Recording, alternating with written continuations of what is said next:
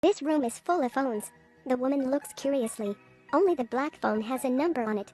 She hesitates to call. The mechanical congratulations come from the opposite side. Congratulations on your straight flush. The woman feels strange. Just hang up, then the bell rings. She picks up the phone. It's that mechanical voice again. Congratulations on your straight flush. Then another bell rings. Unexpectedly, there are the same congratulations. Suddenly, the phone starts leaking. Then all the calls are like waterfalls. Start leaking water. The room is closed. The water level rose wildly. The woman looks around in panic. But here is water, except for the phone. And the constant cycle. Congratulations on your straight flush. The woman thinks anxiously. What does it mean? When she looks up, she sees the toilet hanging above her head. She smiles. That's the mystery. The water level is rising fast. The woman touches the toilet. But the toilet is missing the handle. What to do now? The woman notices the note on her hand. There is a number on it. She finds the clue. The woman takes a deep breath and dives into the water. She finds that a specific phone. Enter the number to disassemble the turntable. Got the handle hidden inside. Then she sits on the toilet. Flip the water switch. Instantaneous drop in water level. Excited voices appeared in her mind. Congratulations on escape. It was an immersive virtual escape game. Around a woman or other players. But she's the one with the shortest time. The woman comes home. She posts a detailed walkthrough of the game online for the first time. Her name is Reese, and she's a tech nerd. After her mother died, she lives with his father. Life was ordinary, but an upcoming event will completely change Reese and the fate of all mankind. Reese and her father are having dinner that night. The chandelier suddenly sparks.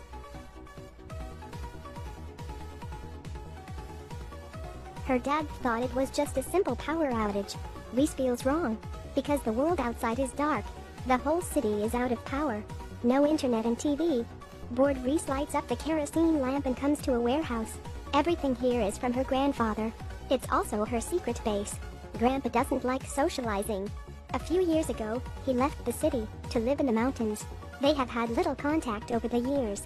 Reese finds a book titled Electromagnetic Pulse on the shelf. Electromagnetic pulses can paralyze large area circuits. Destruction of electrical equipment in operation. Looks a lot like this outage. Maybe Grandpa can tell her the answer. Reese unveils the cloth blanket on the table. Inside is the radio left by Grandpa. She then finds a car battery. Skillfully connect the radio. Then start FM and start calling Grandpa. Just a few seconds. Grandpa has an answer. Turn out, her grandpa has been concerned about the power outage. And this blackout area covers the entire western region. He guesses it might have something to do with electromagnetic pulses. Grandpa lets Reese and her father go to the mountains tomorrow morning to find him. Because it's not a simple blackout, but a disaster. And they have to bring some groceries, plan for a long life. Under the guidance of the grandfather, Reese finds a map and a short-range radio. This is the back road that Grandpa prepared for them. The next morning, Reese tells her father what her grandfather said. Father is disdainful. He says the old man is delusional. Even always fantasize about the destruction of the world. Then stubbornly move to the deep mountains to live. Reese knows that her father and grandfather are not compatible. She contacts Grandpa directly by radio. Let the two father and son talk to each other. But this time, Grandpa used an almost pleading tone. Let his son believe him again. Because this outage is devastating and irreparable. In less than 3 days, supplies will start to be scarce. Good deeds cause riots.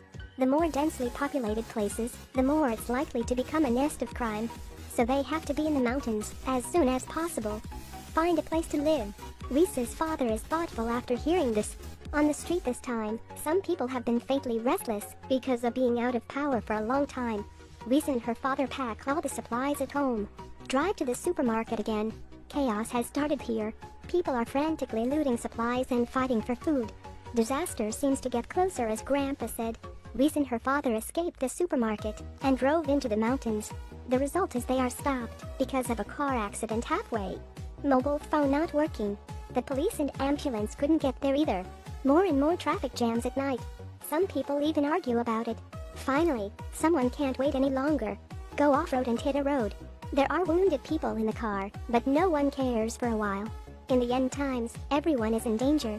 Due to traffic jams, they are delayed. At home, Grandpa has waited for no one until the night. He cannot help but worry. Reese falls asleep in the car. When she wakes up, she finds out her father goes the wrong way. The right intersection should be 5 miles behind.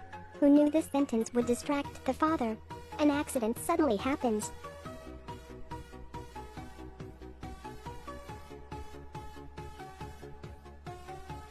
The next day, Reese is woken up by her father from the coma. Although having a car accident, the father and daughter are fine. Reese takes out the map. If they go to Grandpa's house from the road, there are 20 miles to go. If they go through the woods, they save 5 miles. It's a walk anyway. They choose one of the shorter paths. The mountain road is rough. The father walks slower and slower. He can't even carry his bag in the back. It takes one hand to support the waist to barely hurry.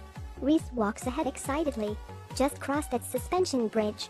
They will soon reach Grandpa's house. But not long after, when crossing the suspension bridge, the father suddenly stops, then falls to the ground. Even breathing is getting weaker. Reese realizes that something is wrong. She runs for help. She runs through the forest and actually finds a farm. The kind farmer helps her bring her father back. Too bad it's too late. Dad is seriously injured in a car accident, but he was afraid of affecting Reese and kept silent. So he was not being treated in time. Reese is heartbroken. On the edge of the farm, she buried her father with her own hands.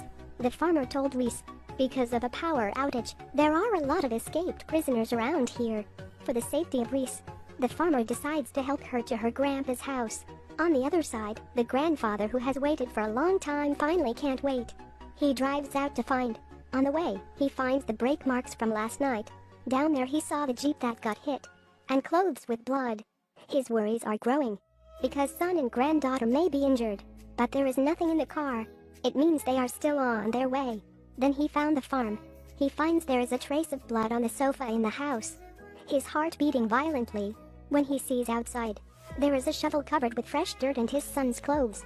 The old man hesitated. He knew his son died, but he didn't have time to grieve, because his granddaughter is now missing, and the footprints on the ground show there is another person beside her. At this time, the farmer and Reese, who are on their way, run into a trouble. There is a man in the middle of the road in a traffic jam. For safety reasons, the farmer asked Reese to hide behind. Then he stops the car and asks the man if he needs help. As a result, the other party takes out a pistol. This man is a robber. Not only robbed the car, also killed the farmer. Reese dares not speak until the man drives to an abandoned car repair shop. He wants to find some gasoline here. Reese finds the opportunity, jump out of the car and escape danger. But she just enters the forest. She hears a gunshot behind her. It was the man just now who is killed by another. Reese runs like crazy and hides behind a car. She thought she was safe. Waiting for the restoration of light, what Reese sees is a strange old woman. The old woman's son Bill and her grandson, Quinn. They don't know about the power outage, because they live in the forest for a long time. Live like a primitive. Reese thinks this family is strange. She offers to leave. The old woman forces her to stay here for the night. That night, Reese takes advantage of people to fall asleep, open the door to escape. But Bill and Quinn drive a car and appear in front of her. Reese is captured by them and thrown into the small black house. The next day, the old woman releases Reese and talks to her softly. She hopes Reese stays to be her daughter-in-law or her granddaughter-in-law, or being both. Reese feels a burst of nausea and refuses to obey, and her hands and feet are tied, being thrown back to the little black house. At night, Reese is thinking about how to escape. She breaks the rope on the iron and unties herself, but found the door locked. She can't open. Just when she is disheartened, Quinn appears in front of her eyes. Look at the kindness in each other's eyes. Reese softly persuades the other party. Let him get out of here with herself. Apparently, the long-suffering Quinn, who is abused by grandma and father, is moved. He gets a rope and enters through the roof. Successfully rescued Reese. The next morning, Bill found the rope that was freed. He follows the broken branch, determine the direction of Reese's escape, then run all the way. Reese and Quinn escape overnight. They come back on the road again after a short revamp. Because the grass is deep, Quinn almost fell off a cliff. Fortunately, Reese caught him in time. But just after the two passed the single plank bridge, Bill found him. He shot without hesitation, but didn't hit right. Reese and Quinn run deeper and deeper. They dive into the bottom of the lake and dive into the water, passed by Bill, who was chasing after them. then run away in the opposite direction. But Bill, with rich jungle experience, still bites hard and chases behind the two. Reese clings to a stone, and Bill is on top of her head. Seeing that Bill is pressing hard, Quinn flew from behind and attacked him. Bill was knocked down. The gun fell in front of Reese. This is a great opportunity, but Reese hesitates. She dares not take the gun and retracts it under the stone. At this time, Bill gets up and takes the gun, pulled over Quinn and started beating wildly. Reese listens to the blows and Quinn screams. Her heart keeps fighting, seeing that Bill is about to kill Quinn. Finally, Reese gets up and aims the gun at Bill. With a loud gunshot, Bill fell down. Reese feels very strange, because she doesn't shoot at all. She looks back. It turns out to be the grandfather who follows her all the way. Reese rushes over and cries with her grandfather. The grievances and fears all poured out. Grandpa brought Reese and Quinn home. Power outages continue in the city. Don't know when this disaster will end. This is a strange movie. It starts with doomsday survival, but becomes a chase in the end. Who still remembers? The name of the movie is actually Radioflash. Here's the nonsense hookup. Thank you for watching.